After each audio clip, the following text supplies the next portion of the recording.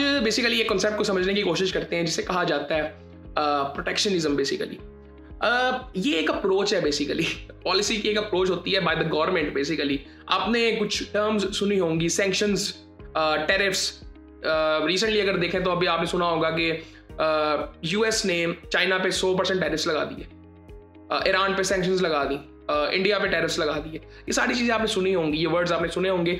Tariffs और sanctions के बारे में हम आने वाले टाइम में बात करेंगे, लेकिन आज ब्रॉड वे में ज़रा इस अप्रोच को समझने की कोशिश करते हैं कि प्रोटेक्शनिज्म बेसिकली होता क्या।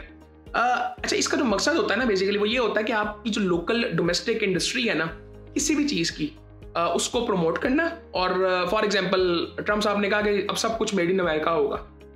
हमारे मुल्क में हम कोशिश करेंगे इंपोर्ट्स हमें ना करनी पड़े, हम सब कुछ अमेरिका के अंदर बनाएं।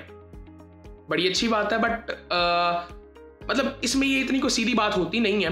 बाद में उन्होंने अपने डिसीजन चेंज बिल्कुल किए, यू टर्न पूरी तरह से लिए, और वो कई दफ़ा नॉनसेंस भी होते हैं। सोच समझ के किया जाए तो बहुत अच्छी बात है।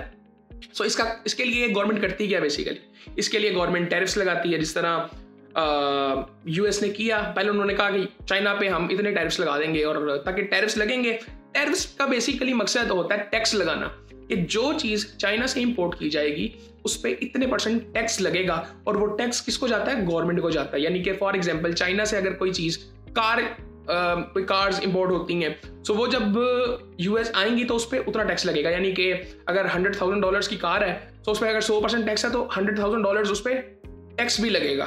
सो फिर वो ज़ाहिरी बात है महंगी हो जाएगी, एट सम पॉइंट वो अफोर्डेबल भी नहीं होगी और वैल्यू फॉर मनी भी नहीं होगी। सो फिर जो बिजनेसमैन है वो मजबूर हो जाएगा कि वो सारा कुछ, वो अगर उसको यूएस की मार्केट चाहिए तो उसको सारा कुछ यूएस के अंदर बनाना पड़ेगा, ताकि उसको वो टैक्स देना ना पड़े। सो ये बेसिकली एक कॉन्सेप्ट होता है इसका, और इसके लिए गवर्नमेंट बहुत सी चीज़ें करती है, इवन कोटाज बनाती है, सब्सिडीज देती है आवाम को, और ये एक डिफेंसिव अप्रोच किसी ना किसी हद तक होती है।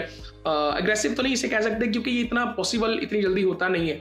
मतलब ये आप अगर कहें कि जी हम चाइना से कुछ लेंगे नहीं, वो दुनिया का सबसे बड़ा एक्सपोर्टर है, जो जिस लेवल की वो ट्रेड करता है और मैन्युफैक्चरिंग जिस लेवल की उनकी है, वो पॉसिबल ही नहीं है बहुत बड़े बड़े कंट्रीज के लिए इवन, कि वो सारा कुछ वो उस लेवल की वो मैन्युफैक्चरिंग अपने कंट्री में कर सके।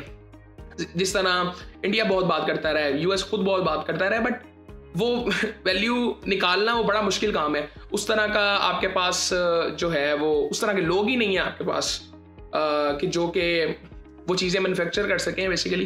तो ये सारी चीज़ें हैं, और टेक्नोलॉजी वाइज भी अगर देखें तो आप देखते हैं कि चाइना बहुत आगे निकल चुका है। So basically concept basically protectionism का ये है कि डोमेस्टिक इंडस्ट्रीज को प्रमोट करना, ताकि सब कुछ कंट्री के अंदर बने और लोकल इंडस्ट्री हमारी बेहतर हो, इम्पोर्ट कुछ ना करना पड़े, और दुनिया के लिए हम चीज़ें बनाएं, लेकिन अपनी जो चीज़ हमारी ज़रूरत है वो हम कंट्री के अंदर बनाएं। तो ये बेसिकली एक अप्रोच होती है, डिफेंसिव मैं समझता हूँ इसी अप्रोच होती है।